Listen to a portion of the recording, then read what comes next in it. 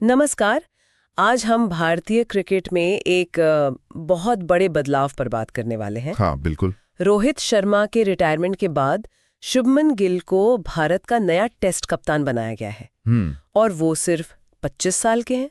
मतलब सबसे युवा कप्तानों में से एक। सही बात है, काफी युवा हैं जिम्मेदारी के लिए। हाँ, और देखिए हमारे पास इस पर बात करने के लिए कई सारे लेख हैं, विश्लेषण है, क्रिकेट एक्सपर्ट्स की राय भी है।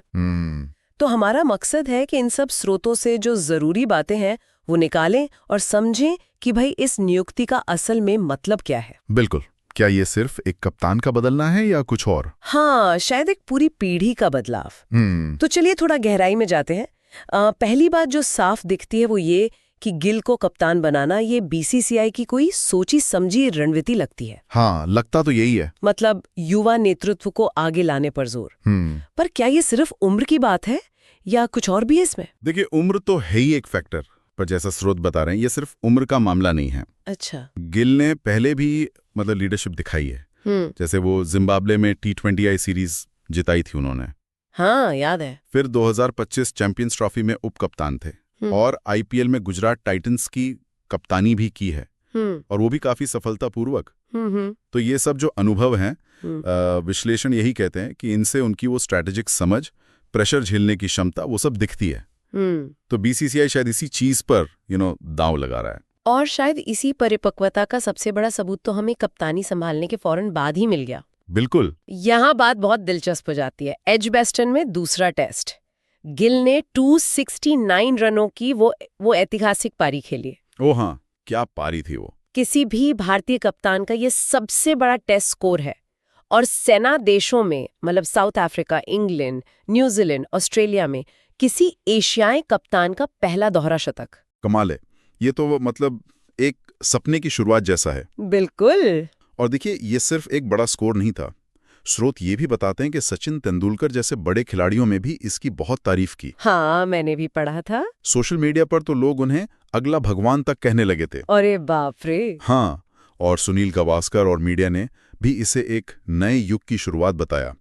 और ये पारी तब आई जब शायद टीम को इसकी सबसे ज्यादा जरूरत थी। सही। तो ये दिखाता है कि वो प्रेशर में बिखरते नहीं, बल्कि और अच्छा खेलते हैं।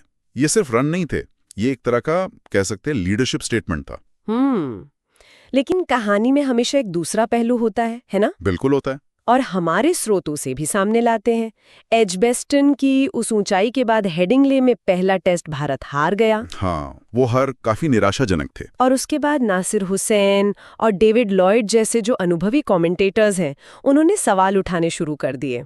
उनका क्या कहना था मुख्य रूप से? उनका सवाल सीधा था, क्या गिल में वो ऑरा है, वो करिश्मा जो कह लीजिए विराट कोहली में था? अच्छा, वो प्रेजेंस वाली बात। हाँ, बिल्कुल। क्या उनमें वो आक्रामक, वो प्रोएक्टिव कप्तानी वाली सोच है जो टेस्ट मैच का रुख बदल दे? स्रोत बताते हैं कि आलोचना सिर्फ हार को लेकर नहीं थी। तो फिर? बल्कि मैदान पर गिल के अंदाज, उनके फैसलों पर भी थी। यहां तक कि सुनील गावस्कर, जिन्होंने पहले तारीफ की थी, हाँ, उन्होंने भी चेतावनी दी। ओह, गावस्कर ने? हाँ। क्या कहा उन्होंने? उन्होंने कहा कि भाई कप्तानी सिर्फ बल्लेबाजी से कहीं ज्यादा है। उन्हें मैदान पर और मैदान के बाहर दोनों जगह अपना वो दबदबा, वो अथॉरिटी दिखानी होगी। हाँ, ये बात तो है। तो ये एक तरह का रियलिटी चेक था शायद। तो एक तरफ तो केन विलियमसन जैसे खिलाड़ी हैं जो उन्हें कह रहे हैं एक विशेष खिलाड़ी, एक बढ़िया नेता। हाँ, विलियमसन ने काफी तारीफ की है। और दूसरी तरफ ये आलोचनाएं भी हैं। ये थोड़ा कंफ्यूजिंग है। स्रोत इस पर क्या कहते हैं? स्रोत असल में इसी कंफ्यूजन, यहाँ कह लें विरोधाभास को ही गिल की कप्तानी की शुरुआती कहानी का हिस्सा मान रहे हैं। अच्छा।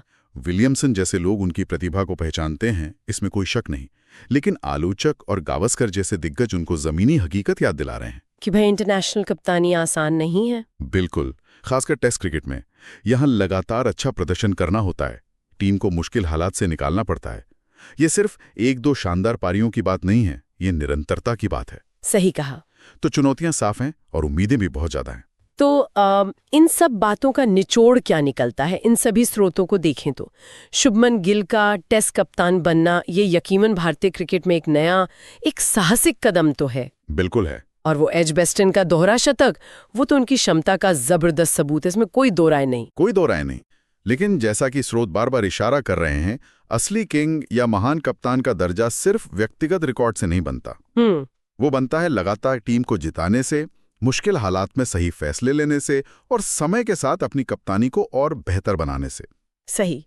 और इंग्लैंड का ये जो मौजूदा दौरा है, जैसा कई विश्लेषण कह रहे हैं, ये उनके लिए एक लिटमस टेस्ट जैसा है। हाँ, ये दौरा बहुत महत्वपूर्ण है। वो सिंहासन के दरवाजे पर दस्तक तो जरूर दे रहे हैं, पर अभी उन्हें वो दरवाजा खोलना बाकी है। और यहीं पर हम अपने श्रोताओं के लिए एक सवाल छोड़ जाते हैं, जो इन स्रोतों से भी निकलता है। क्या ये इंग्लैंड दौरा शुभमन गिल को एक कप्तान के तौर पर पूरी तरह स्थापित कर देगा, या ये दिखाएगा कि उनका नेतृत्व अभी भी बन रहा है, तराशा जा रहा है? ये वाकई सोचने वाली बात है। हाँ, भारतीय क्रिकेट का भविष्य इस सवाल के जवाब पर काफी हद तक निर्भर करेगा। सोचने वाली बात है।